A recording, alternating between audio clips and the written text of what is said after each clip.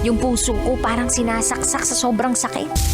Rocky's Secret Files. Rocky's Secret Files. With Titan Jello. Rocky's Secret Files. Rocky's Secret Files. Secret Files.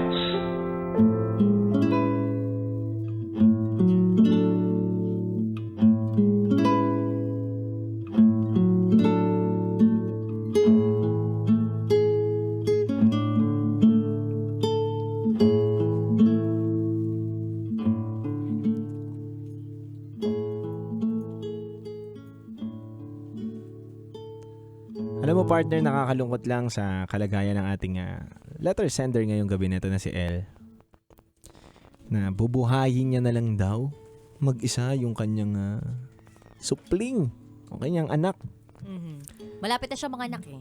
Sana kung sinarili niya lang yun, no? Sana kung siya lang mag-isa yung gumawa ng bata, pwede, di ba? Actually, kumbaga, responsibilidad niya eh, no? Dapat. Pero may kasama ka dapat at kahati dun sa responsibilidad na yun eh. Mm-hmm. Kaya nga parang, baka pwede mo i-report itong Air Force Oo. man na ito na base in the US na Pilipino. Baka pwedeng i-report yan kasi hindi magandang conduct yung meron siya. Totoo. So, pag ni-report mo, baka matatanggal yan sa serbisyo. Yes, men in uniform yan, nali yan. Mm-mm. Bawal. Totoo. Wala lang naisip ko lang dude. Hindi naman sa naghihigante, pero minsan kailangan din nating turuan ng leksyon yung mga tao eh. Hindi po pwedeng sobrang bait natin. Tsaka na mas nag-focus kasi sila at nagkakilala sila doon sa phone eh. Parang video call, yun yung storya nila eh. Ang hirap pala talaga mangilala ng isang tao na through phone lang, video chat, 'di ba? Ganun lang eh. Kailangan makasama mo talaga sa isang bahay bago Pero mo dude, imagine mo, umabot ng 4 na taon eh. Mm. Tsaka, nagsimula naman sila na nagkita talaga sila ng personal. Yun. Kasi nagja-jogging dun sa may ano yun? Camp John Hay? Camp John Hay. Oo, Camp John Hay. Eh di ba pag malamig dun, syempre maghanap ka talaga ng Pampainit, no? Oh. Saan pa ba mahanap yun? Dun sa mga sundalo rin Naghahanap din ng pampainit. Lalabasan ng kanilang pampainit, di ba? Oo, di magkakape ka dun. No? May masarap na kapihan naman dun eh, malapit sa Camp John Hay. Eh, but kidding aside, nagkakilala sila sa ganun eh. Kaya parang, okay, sige. Ibigay na natin yun sa kanila na nagsimula naman sila na nagkikita talaga or nagdi-date ng face-to-face. Tsaka lang naman talaga nagkaroon ng screen, diba? Nung pumupunta na talaga sa ibang bansa. Itong si Guy. So, simulat sa poll, alam na ng girl na long distance yung maging relationship nila. Kaya lang, ang tanong ko dun, nasan kaya dun yung plano ng lalaki? Kasi, dude, ilang beses tinanong nitong lalaki, etong si El, nakikita mo na ba ako sa future mo? O okay lang ba sa'yo na makasama ka habang buhay? Yung mga ganong klaseng tanungan, pero walang sing-sing. Di ba nakakaasar yun? Magtatanong-tanong ng ganon, tas wala naman pala sing-sing. Hindi naman kasi planado yung pagkabuntis ni El. Hindi, yun na nga eh. Di sana hindi na nga niya lang, di ba sa kanya mismo nang galing, kay El mismo nang galing, na sana hindi niya na lang talaga, hindi nagpa-fireworks yung lalaki sa loob. Pero kasi minsan kahit hindi na magpa-fireworks sa loob yung lalaki, kapag nadisgrasya na. Pero bottom line is sobrang cheater nitong lalaki. Yun lang. Kumbaga kahit anong pag-iingat, sige nag-ingat, sabihin natin nag-ingat. Pero cheater pa rin siya. Plus, hindi siya marunong humarap dun sa responsibilidad. Yun lang. Dapat kahit hindi siya umarap dun kay El, humarap siya dun sa responsibilidad sa bata. Totoo. Diba? Tsaka huwag niya sasabihin na abort mo yan. Mali yun. Get rid of that baby. Mali yun. Saka Saka yakapin ko ugali. siya, no? Yakapin mo saan? Sa leeg. Yun. Hanggang mamutla. Hanggang mag-color violet, no? Huwag mong gagawin yun. Yun ang maling-mali. Magpa-abort ka ng bata. Kumbaga kung may lakas ka ng loob, bumanat o bumengbang, dapat alam mo na yung consequence niyan kung hindi ka nagsasaplot. Alam mo na makakabuntis ka. Kapag nakabuntis ka, panindigan mo. Kung hindi mo mahal yung taong nabuntis mo, panindigan mo yung bata. Huwag mo sasabihin na ipa-abort mo yan. Yun ang maling-mali mong gagawin yan, pare. Totoo. Sa akin lang, Ba't parang hugot na hugot? Binder than that. Joke lang. Kidding aside, pero mali talaga naman, di ba? Kidding aside, pero di naman talaga joke yun. Hindi natin gusto yun eh, di ba? Hindi natin yun tinotolerate. Hindi man sa mata ng Diyos, hindi. Tanggalin na natin yung mga ganyan. Tanggalin na natin yung mga ganyan. Dapat hindi mo turuan yung babae sa katawan niya na abort mo yan. Hindi mo kaya panindigan yan. Pinangunahan mo pa yung babae. Totoo. Di ba? Katawan niya nga yun eh. Nakakasar. Di ba? Nakakasar. Totoo. Tsaka, dalawa kayong gumawa nung sarap. Mm-hmm. Dapat dalawa rin kayong humarap dun sa sarap. Tama. Bunga ng sarap. Tama. Tapos dun sa hirap, wala ka na, bitaw na. Wala. Kaloka. Kaya siguro, ang dami nating takeaways dito dun, no? So, Sobra. una, sa lahat, maganda na pag kinilala nyo talaga yung tao, alamin niyo yung family background. Kung sakali man po na hindi siya vocal about sa family background, medyo maging Mapanuri ka. mapanuri ka na, parang sketchy na to ah. Mm-mm. So mag-usisa ka pa. Kasi the more na nararamdaman mong may itinatago sa'yo, ibig sabihin, may ginagawang mali. Tama. So bakit mo itatago kung wala namang mali? Tama. Yun ang number 1 realization ko dito. Agree. Alamin mo ang family background. Kung pwede ngang puntahan mo yung inuuwian, puntahan mo. Ako, duda, kapag matagal na kami nagde-date ng isang tao, kakabahan ako kung hindi pa ako dinadala at pinapakilala sa mga magulang. Mali yun. Pakilala mo.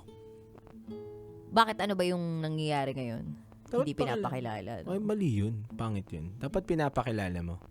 Kahit yung kabit mo, pakilala mo. Ganun. Wow. Pakilala mo kaibigan mo. Ay, wag ganon. Hindi dapat ganon. Mali. Hindi, seryoso. Pakilala mo yung taong ginugusto mo. Nililigawan mo. Kinikilala mo din, di ba? Totoo. Tsaka pangalawa, huwag kayong magbibitiw ng mga salita na hindi nyo naman kayang panindigan. Panindigan, yes. Tulad na lang ng, kapag okay ka? Gusto kita makasama habang buhay. Kung hindi nyo na paninindigan yun, di sana sabihin nyo na lang na, laro-laro lang to ha. Mag-enjoy ka lang dito. Sana ganun na lang yung mga sinasabi ng mga tao, no? Para walang nasasaktan ng todo-todo. Para diretso lang. Oo. Ito lang tayo, Totoo. Kung payag siya, edi kasalanan niya na. Hindi yung nakatapak ka na ng dignidad, nakatapak ka na ng tao. Tama. Pangatlo, huwag kayong magde-decide para sa iba. Kung sakaling may nabuo, it is not for you to decide. Katawan niya yun eh. Tama. Kung sakali man na gusto niya ituloy yung pagbubuntis niya, edi wala ka nang say dun. Kung ayaw mong magpakaama, edi wag na. Hindi ka kilalanin. Oo, pero wag mo ituturo sa kanya yung dapat gawin, di ba? Totoo. What a selfish kind of act, no? Yes. Sarili lang niya yung iniisip niya. Maling-mali. Tsaka pang-apat, hindi naman sa nagpo-promote ako ng gumanti ka. Ha?